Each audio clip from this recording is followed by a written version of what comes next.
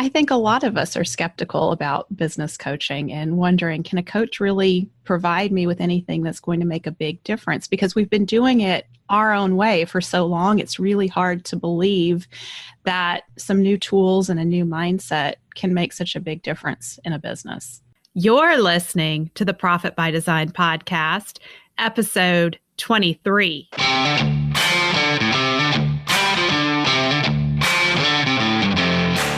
You work hard in your business. On the Profit by Design podcast, we ask the big question: what has your business done for you lately?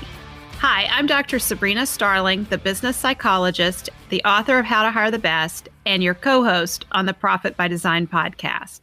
Weekly, my co-host, Mike Bruno, and I bring you tips, tools, and strategies from our own experiences and from the experiences of our guests, who are entrepreneurial thought leaders and real-life entrepreneurs, all to support you in making intentionally profitable and sustainable business decisions to live the lifestyle you desire.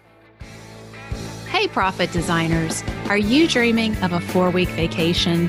If so, it's time to stop dreaming and start putting things into motion to make it happen. I've created a 4-week vacation jumpstart guide to help you with just that. Head on over to 4weekvacation.com and get your free jumpstart guide. And while you're there, be sure to check out our 4-week vacation retreat that's coming up in just a few weeks. Last year, I issued the 4-week vacation challenge to our participants. Most of them took me up on that challenge, and they're returning this year. 6 of us have taken our 4-week vacations already, and the rest are taking theirs in the next 12 to 18 months. The upcoming retreat has filled. If you want to get your name on the waiting list for 2020, be sure to get your application in now. All of that is available at 4weekvacation.com. All right. So, Profit Designers, today you get Mike and I, and we are building on the topics from our last 2 episodes. We've had some really good feedback from you all that breaking even to thrive has hit a chord with everyone, and the idea of not just surviving, but really thriving. So we're building on that topic today. But before we get into that, we want to do a few fun announcements. And first off, I want to welcome some of our new Profit Designers. So we have Brett Bauer, Eric Kolb, and John Robertson, who have joined us in the Profit by Design Facebook group. So if you don't know about that, check us out on Facebook. We like to keep the conversation going after our episodes, and we really invite you all to leave us some feedback about what our different interviews and the conversations that we're having on the podcast. What's striking a chord with you? What are you interested in? What does it get you thinking about? What are you doing differently? Most importantly, what are you doing differently in your business because of what you're hearing us talk about on the Profit by Design podcast? And Mike, we've also, in the last few weeks, we've had some different reader comments about our episodes. Just this morning, Randy Hickman left us a comment in the Profit by Design Facebook group that he really enjoys the good, honest value that we're providing. So awesome. That was nice. I know you guys are listening to this probably on a Thursday. That's when it drops. But Mike and I are recording this on Sunday morning. So a little encouragement on a Sunday morning to get up and record and podcast is always good. So thanks, Randy. Thanks, Randy. And then when we did episode 21 about breaking even to thrive, Donna Lyons left us a comment on Facebook, Mike. She said, this was a really good discussion.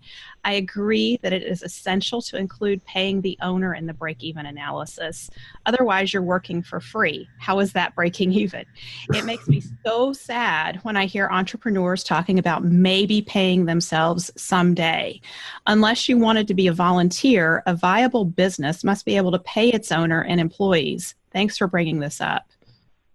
Awesome. Thanks, Donna. That's powerful. It is. And, you know, Mike, I'm not here to be a volunteer. I don't think you are either, right? No. It is. I don't think any of us are. No. And I have a handyman at my house doing some repairs, getting ready for the retreat in a few weeks. And he and I were talking yesterday, and he was telling me about somebody who just keeps calling him and asking him to do more and more work, and they haven't paid him yet. And I said, you need to listen to our Profit by Design podcast. We need to help you with that. So Yeah, none of us are working to volunteer, and owners need to get paid in the business. And then we got some other good feedback on episode 19, where I talked about what you should be looking for if you're going to hire a business coach. And Janice Steitzer, and I believe Janice, you go by Janie. So Janie posted, she said, I was skeptical at first. The question that I asked, what's been valuable for you if you've participated in business coaching? And she said, I was skeptical at first, but hiring a business coach was the best thing we did for our business.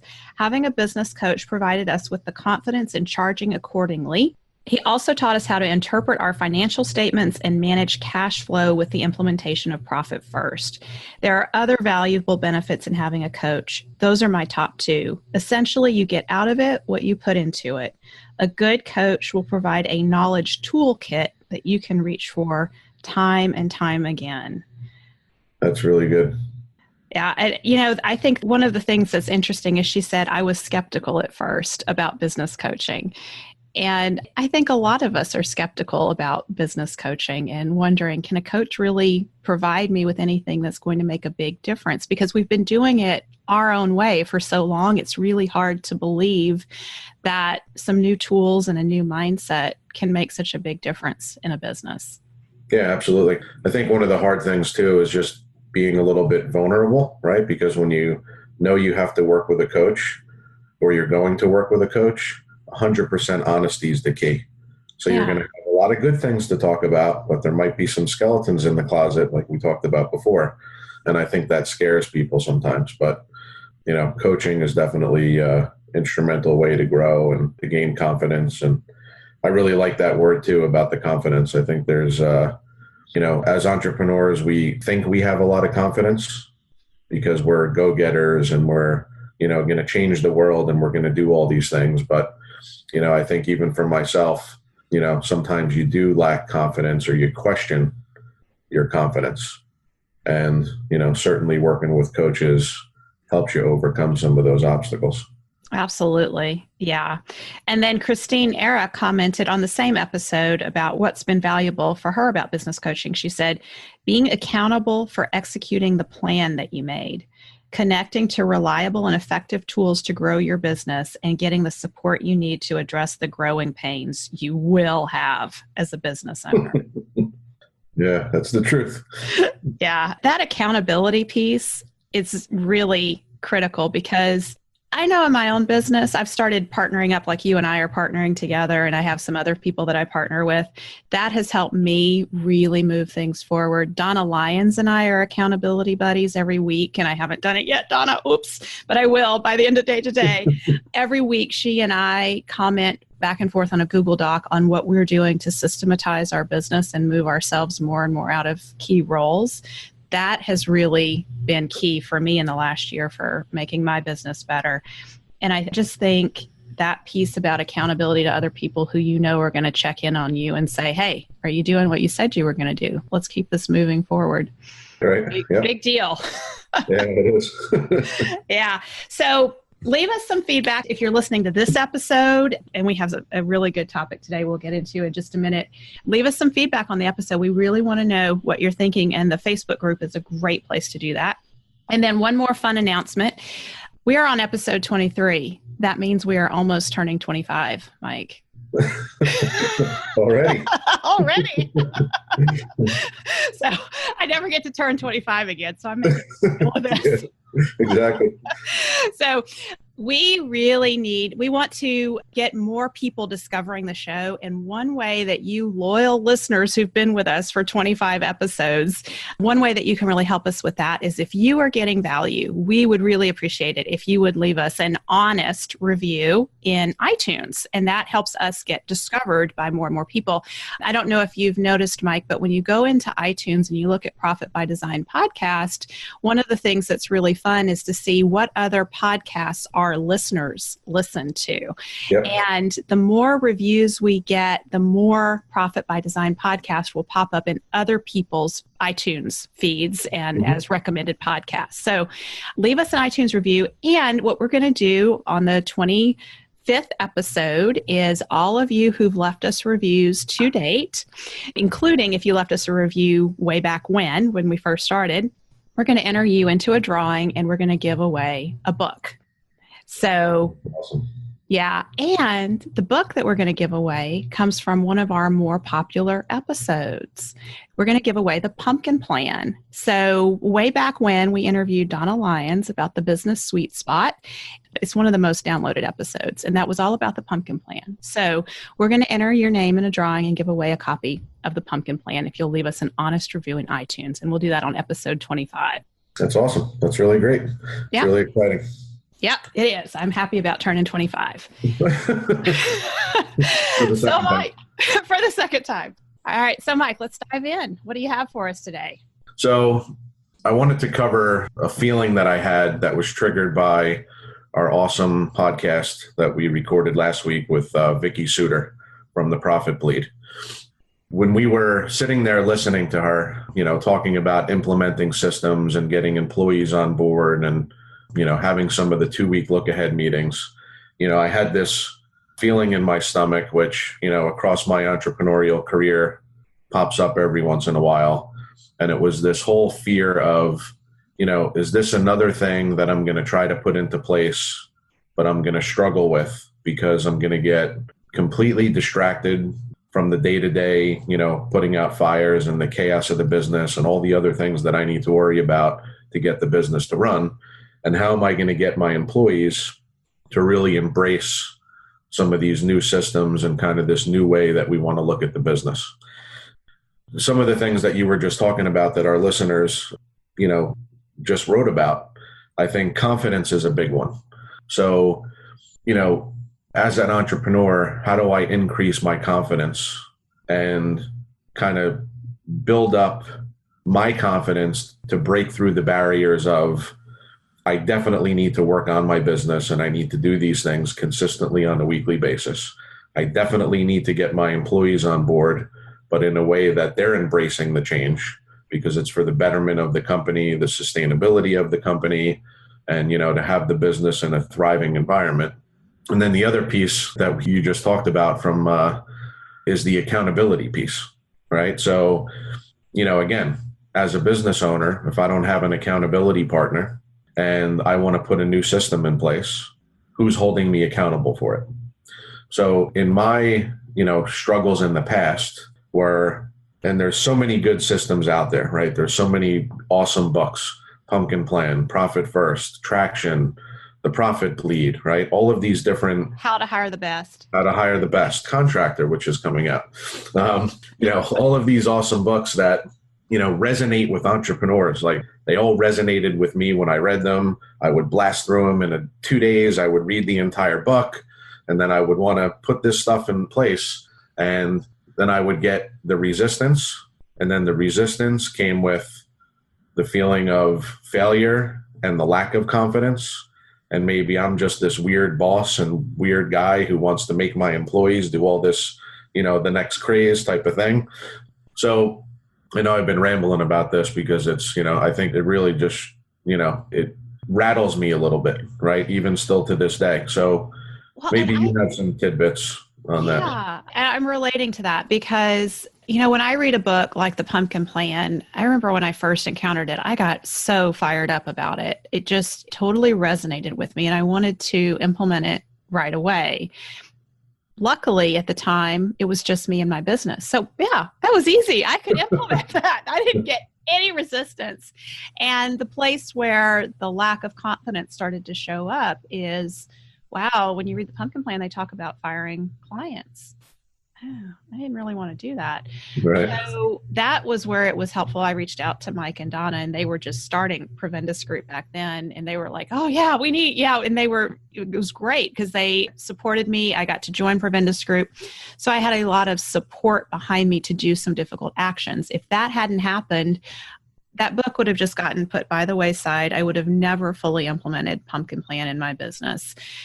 So now I'm implementing more systems in my business, and the resistance comes in because, and I don't see it as resistance from my team members so much so as this one change affects 20 other things in our business.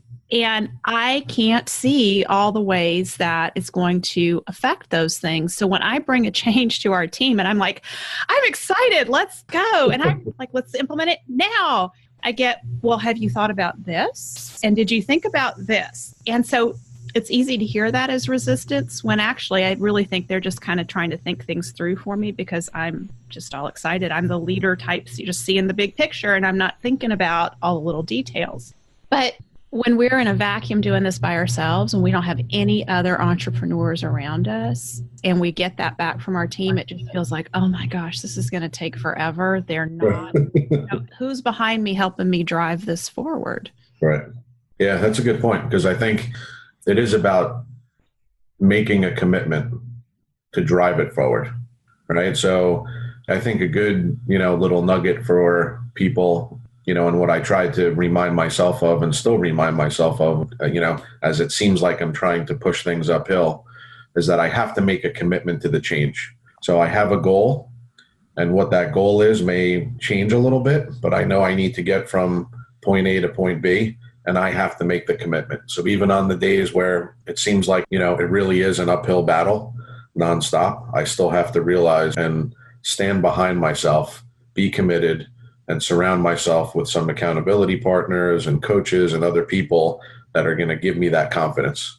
I really like that confidence word.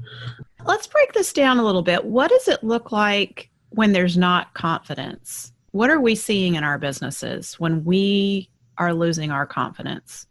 One of the big ones, I think, would be your team members and or partners, right? So other people that are in your business may look at it as you or me, the entrepreneur, is not standing behind what they want us to do. So they came up with this new system. They were rah, rah, rah, but now he's not doing it. So we're not leading by example, right? Or he or she's not doing it. And so maybe there's a breakdown in the, that there's a real critical breakdown there is what I'm trying to say. So I remember trying to put certain systems in place and having my employees kind of just sit there after a while in a non-excited way, so they weren't rallying and getting excited about it. They were kind of just like, oh, this is just another thing that Mike wants to do, right? Yeah. But obviously I created that environment by failing to push through on other things that I wanted to change in the past. So that's one big one.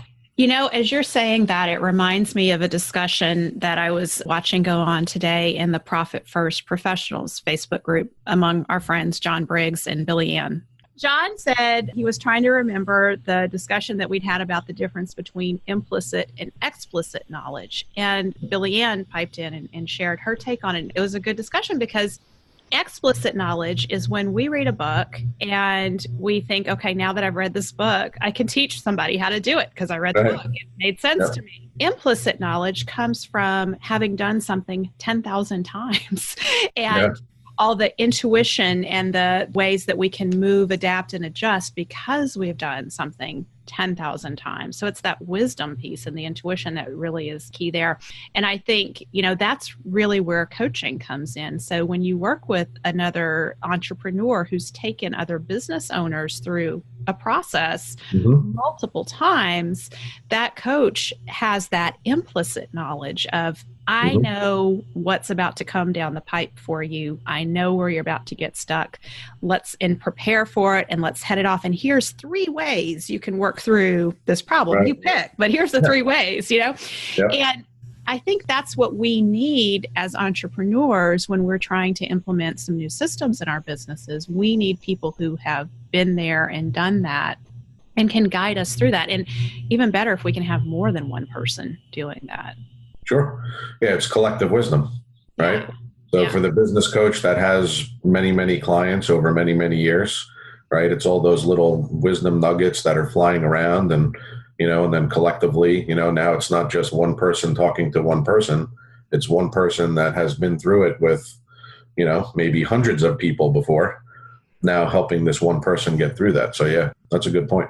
Well, and just the experience of when we as the entrepreneur are trying to implement something new in our business and we're losing our confidence, because psychologically, the cycle of change is pretty interesting. And we see it all the time when people start coaching with us. There's this excitement of, oh, wow, I just hired this group at Tap the Potential and they're going to help us do, we're going to be more profitable and I'm putting my business on a trajectory for a 4-week vacation. And, there's all the excitement. And then you get into it and then we get into the skeletons in the closet, right? We have to pull those out and that gets a little scary. And so we see our clients just getting to that point of, I really don't want to come to my group coaching call right now because I don't want to talk about those skeletons in my closet. I don't want to have to be exposed and vulnerable. And meanwhile, the team that has been helping the entrepreneur implement some of these changes, they're probably picking up on those scared feelings that entrepreneur is having and reacting. Because I think we don't operate in a vacuum. People around us pick up our energy, the subtle nonverbal cues that we give off when we are, we have angst going on, we give off cues. And so having people, again, having other entrepreneurs around you, supporting you through that change and acknowledging, you know what, you have that skeleton, I got it too. You're not the only one with that skeleton. Yeah, it's a good point. So obviously, you and I have been talking about a program that we're hoping to launch in, the second quarter of this year. And that program, is really creating a group of entrepreneurs to push through some of these things and to work on their systems together to really establish goals and move things forward, but also incorporate their employees into it. So the bookkeepers and office managers and some of the key stakeholders. So, we have a lot of details that we're going to be talking about, over the next couple months. But one of the things that also resonated with me when we had our podcast last week with Vicky was about the 2-week look ahead and maybe a different way to look at the 2-week look ahead. So, there's weekly huddles, morning huddles.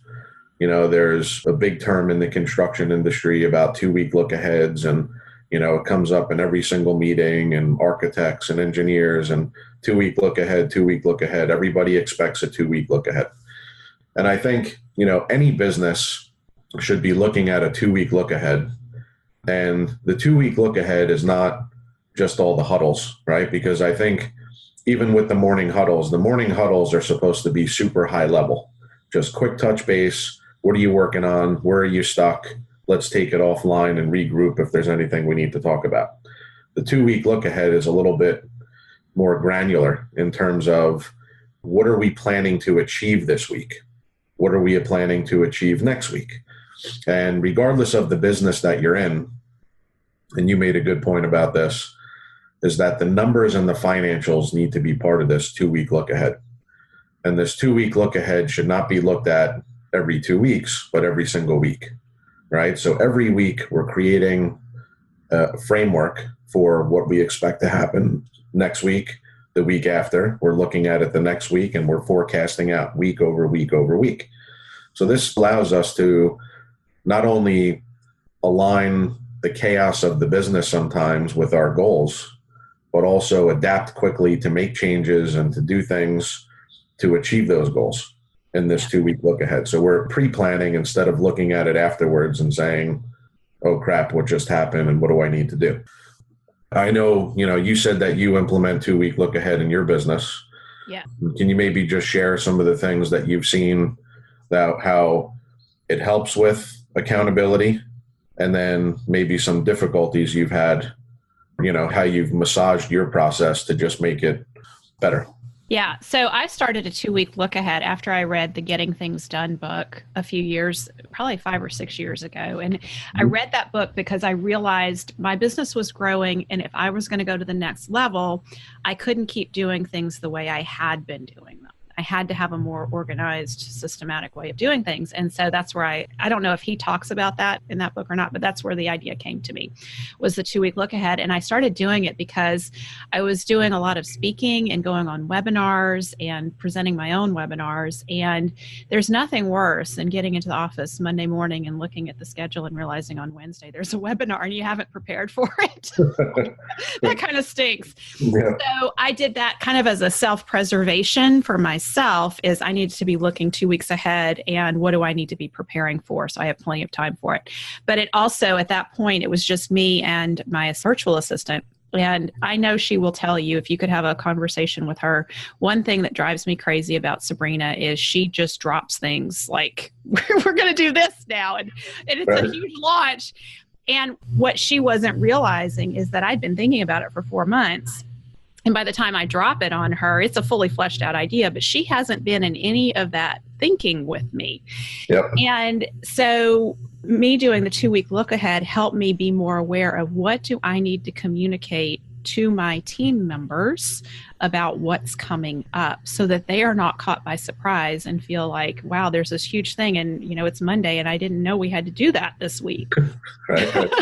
So, wow, surprise. But now, as our business has evolved and grown, it's really, I'm having to think about, what do I need my team members to be aware of that's coming up in 2 weeks, so that they can feel prepared and have everything in place. And then financially looking at cash flow for the next 2 weeks, is there enough for payroll, and, what bills need to be paid and what money is coming in, just making sure that's all buttoned up. And I don't want to, you need to have good cash flow projections, and ideally 3 months of a cash flow projection. But I think every 2 weeks or end of every week on Friday, looking ahead and being aware of, here's what's coming up that we're going to have to juggle or navigate. Sure. So Mike, what else do you think would go into a 2-week look ahead for an entrepreneur? I also think it's important to incorporate the systems. So, again, going back to what we were talking about in the beginning, a great thing would be, when you have the 2-week look ahead meeting with your employees, to say, I've been reading this book, or I've been talking to other entrepreneurs about implementing this system so that it's going to help our business in the long term. This week, we're just having a conversation about it to get some feedback. Next week, let's start implementing the first steps. The week after, this is what we want to accomplish. So you can bring that accountability factor into it, right, in a meaningful way. And it's almost like, in my mind, it gives me more confidence to have a plan laid out, instead of just saying, everybody have a minute, let's get into a new room, or, let's get into a room. I just read this book, and what we're going to do from now on is we're going to do, A, B, C, D, and it's totally different than what we've done. But because this book says it's going to get me to here and we have a problem, then that's what we're going to do. And then the next week we talk about it a little bit, but then maybe it drops because we're running all over the place. Well, right. And it's going to drop because there's some fire that's come up, right? Isn't that how it usually happens? Exactly. There's one thing that I believe cannot be dropped, and that would be that 2-week look ahead, right? Yeah. So even if there's chaos all around and we have clients or, supplier issues or whatever it may be, having that 2-week look ahead meeting creates, a level platform for open discussion, for goal setting, for looking at results, making tweaks, like you said, with cash flow. Maybe we need to work on this to get that money in to pay this and manipulate that. So, I think, that in itself is an extremely powerful tool, because it allows for open communication. It just allows for an environment where it's conducive for making those small steps forward. So, Mike, as you're talking about this, I'm really aware that one tool that we need to get documented for those who participate in our program is an agenda for the 2-week look ahead meeting. Yes, that's a good point. Because I think one way that it's going to drop very quickly is when there's not a set agenda to follow. And that's something that really helps me in we do weekly team meetings and I have a set agenda, and we don't get through everything on that agenda, but we're rolling it forward. And so if there's a topic or a set of topics that we're talking about every week in those 2 look aheads, it keeps the momentum going. Yeah. And the other thing that I wrote down pertaining to the agenda, It's an agenda for the business owner or key stakeholders that are rolling out some of these new initiatives, but also an agenda for the staff, right? So everybody, that's participates in the 2-week look ahead should have some type of participation in it, and also takeaway, right? This doesn't have to be, it's all on the business owner to come up with a 2-week look ahead. There's going to be different components, right? The bookkeeper may have to provide certain information to input into that part. Then you have sales and marketing. They're going to have to input certain things into theirs, right? So it's a collective process. So establishing the agendas for each participant to make sure that it's just not falling on the business owner and that there's buy-in across the board. So let me just stop here and say to our listeners, if you're doing anything like a 2-week look ahead process and you have a set agenda that you take your team through, Mike and I would love it if you would leave us some feedback in the Profit by Design Facebook group about what you're including in your agenda. And we'll use that feedback as we develop this tool. Yeah. And also I'd love to hear from anybody that is struggling with any of implementation of systems, or worksheets or whatever it may be, just kind of where those pain points sit. Again, I talk from my own experience a lot, and I have some other things that I wrote down where, I would think that I would have clarity, but then it would go sideways a little bit because of the other demands of the business. So an important thing in establishing, this roadmap to success and having a business that's set up to thrive is how to achieve clarity consistently. So even though we're going to have bumps, right? We all know things are going to reset every once in a while, but a tool to really achieve clarity in the business, a tool to really establish what we want the business to do for us and the way we want to live. So establishing what that lifestyle business means, establishing the break even to thrive analysis and have a worksheet for that. Right. So we're really digging into the business as a whole and setting up and forecasting some realistic financial goals that allow the business to thrive while we're going through this transformation. The big question that our podcast is about is, what has your business done for you lately?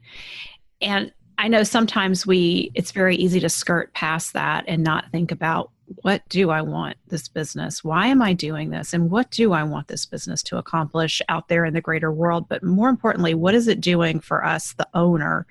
Why are you and I podcasting on Sunday morning, for goodness sakes? Where are we driving this bus? I think those are questions that we need to keep coming back to over and over for ourselves about, what is this business going to do for me?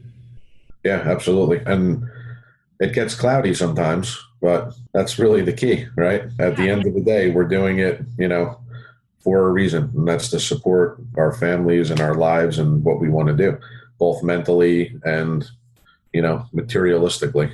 Yeah. And so one of the things I'm really excited about this program that we're developing is you have given a lot of thought to some tools that help entrepreneurs get that clarity around what is the lifestyle side of the business and what is it that we're trying to accomplish here.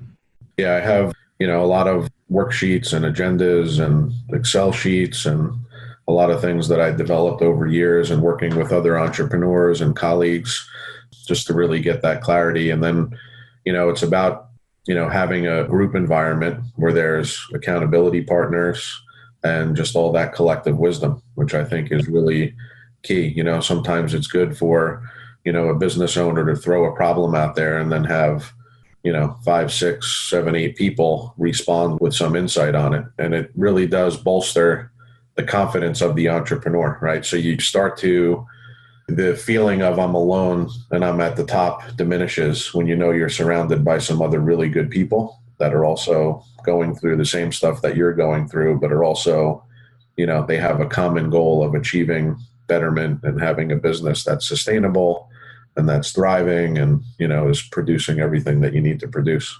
Yeah. And, I think an important part of that ties back to a conversation that you and I had with Ken Keiss early on in the episodes about life purpose. And how does this business further our life purpose. And so many entrepreneurs really don't have a sense of what is their life purpose. Mm-hmm.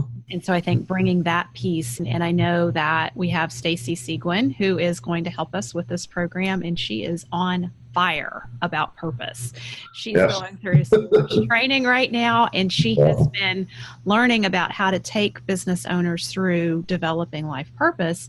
And so she has thrown out to some of our Tap the Potential clients that she wants to just have some people that she can practice with. And we've seen a lot of people coming forward saying, raising their hands and saying, yes, I need to do some work on my life purpose. I really attribute that to our business consumes so much of our time and energy that we forget we have lives. Yeah. We forget that we are more than our business. And there's that need, I think, among a lot of us that we need to reconnect with who we really are at our core and who are we outside of the business.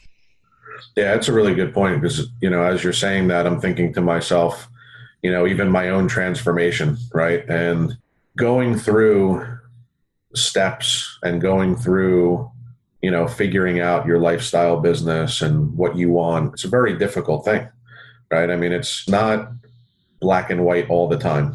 And, for me, in my own personal experience, I was doing something since I was 17 years old that I thought I had to do, right? Because I've done it for so long. And going through all these different processes allowed me to establish and realign what I really wanted my lifestyle to be and what I wanted my business goals to be. And all that's okay too.